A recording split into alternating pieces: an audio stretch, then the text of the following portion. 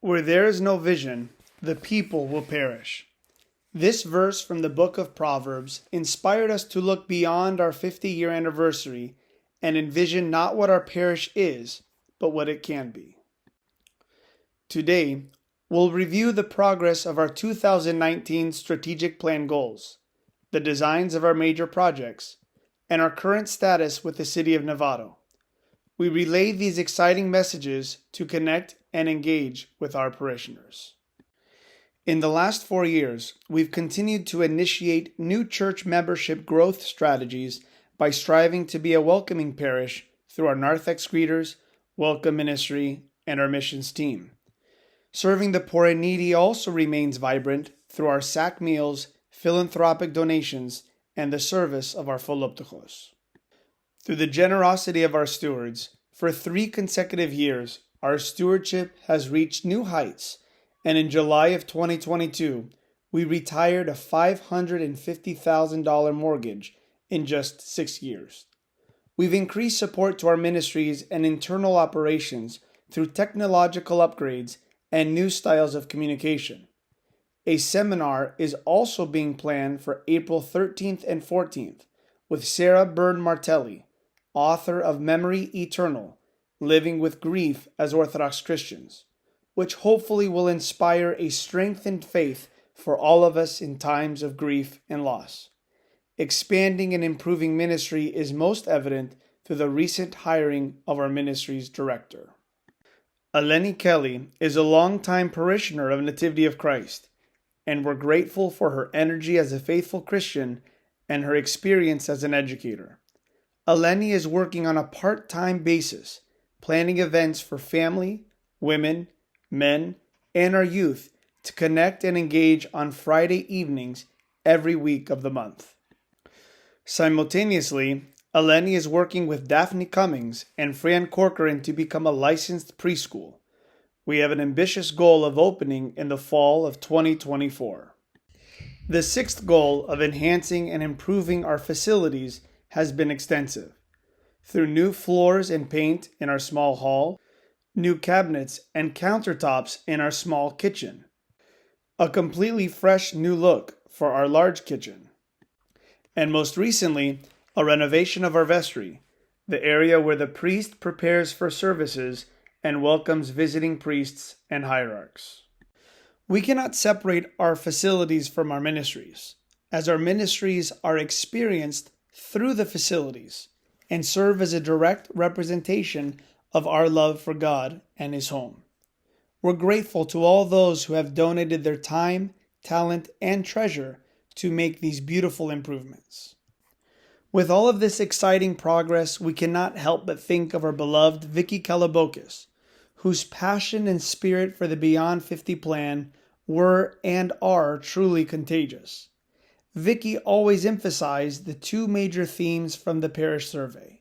Ministry is the highest priority, and we should improve what we have before building something new. To that point, Vicky would enthusiastically say, "What is more important than improving our sacred space of worship and making it a welcoming and inviting place for both parishioners and guests?" Today, we want to update you on the narthex gateway expansion, the small hall, and accessibility, since these designs have undergone several drafts with much parishioner feedback.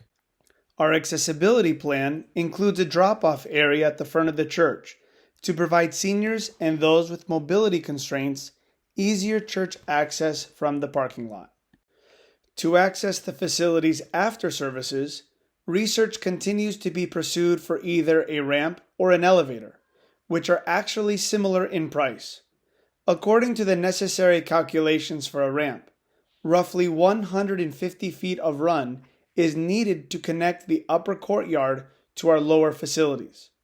There is concern that this length will pose difficulties for those with mobility issues. Even though the idea of an elevator has garnered more support from parishioners, we wanted to ensure that this was indeed the most effective way to address mobility and accessibility. A representative from an ADA-compliant consultant company will soon be studying our site to make a recommendation. In 2019, this graphic was presented as the original design for a new small hall to be constructed adjacent to our large fellowship hall. A simplified open-air pavilion was then presented. However, numerous parishioners voiced their preference in having an enclosed space. This is the current design of the small hall, which offers an open concept, enclosed by windows and glass doors. Truly a design that enjoys our picturesque views in a variety of ways. In 2019, the original narthex design encompassed 2,300 square feet of space, with gold domes, new gold crosses, and the existing cupola. After much parishioner feedback, the narthex edition has been reduced to 1,800 square feet, with shingled domes and black crosses to match our current structure. Additional parishioner feedback also inspired an enlarged dome to be inserted into the plans, as it would indeed complete the traditional Byzantine architecture of our church. This was submitted to the city of Novato to understand if a large dome was even a possibility. The Design Review Commission responded with overwhelming support and approval for this entire architectural design. This offers an opportunity for us to understand the role of the dome in an Orthodox church. The dome doesn't simply offer an exterior aesthetic, but also an understanding that the dome represents heaven itself, with Christ looking down on the faithful as the holder and creator of all through the icon of the Pantocrator. This specific dome is from the Church of the Transfiguration in Marietta, Georgia, that shares our same iconographer, Elias Katsaros. Truly a beautiful representation of Christ's presence in his holy house. This is an interior view of our church with the proposed enlarged dome, which certainly would open the heavenly environment of our church, allowing additional rays of the sun, signifying that Christ is the light and life of the world. As we discuss this possibility, it is important to remember that a dome would only be done with the narthex expansion fully funded. An enlarged dome in the final plans does not mean that we are required by the city to build the dome, but by including it in the plans, we are keeping it as a possibility in the event that it is desired by the parish and fully funded. If the main dome is not enlarged, there would be a small adjustment in height for the two front domes. Some parishioners have vocalized their desire in making these two front domes symmetrical. There certainly are examples of Byzantine churches with such symmetry, but there are also numerous asymmetrical examples as well. Here are just a few examples of churches both in the United States and abroad that have distinct Byzantine asymmetrical design. The interior layout of the narthex edition has received very little modification. The addition will still have a bookstore or visitor center, a cry bride room, needed storage, and of course, 2 public restrooms. Options for raising the loft continues to be researched to allow for a heightened ceiling for processions. Raising just the center section of the loft is one of the options to allow for the desired 10-foot high doors. These designs were submitted to the City of Novato in November of 2022 for design review.